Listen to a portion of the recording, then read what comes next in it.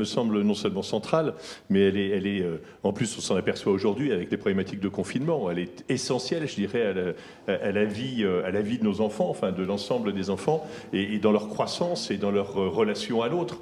Le sport, c'est un levier majeur de sociabilisation, et à partir duquel nécessairement, pour lequel nécessairement il y a des exigences à respecter. Hein, Isabelle, vous l'avez bien dit, à un moment donné, on pense pouvoir se contenter de 3 jours, mais non, c'est pas suffisant. Donc il y a une logique d'exigence, il y a une logique de respect des autres, de soi-même, à la fois dans sa dimension physique, mais aussi dans son mental. Et sachant que par rapport à l'école, je pense que la problématique aussi à prendre en ligne de compte, c'est aussi la vocation de l'école. Qu'est-ce que l'école a à voir avec le sport ? On est plus dans la dimension de l'éducation physique que dans la dimension sportive. Je dirais que la dimension de la compétition, elle vient en marge de l'école.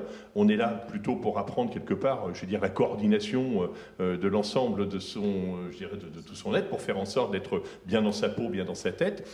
Ça, c'est la dimension sportive liée à l'apprentissage dans l'école. Après, il y a toute la partie compétition, où ceux qui peuvent être détectés, ou ceux qui se sentent avoir un potentiel, eh bien, vont pouvoir sortir du cocon, quelque part, éducation nationale, pour aller au-delà. Encore faut-il que l'école soit prête à lâcher quelque part ses poussins pour faire en sorte qu'ils puissent aller s'exprimer sur d'autres terrains que sur les bancs pour faire un apprentissage nécessaire, bien évidemment, mais un apprentissage, je dirais, qui aille au-delà de la partie des théories, de la réflexion, etc.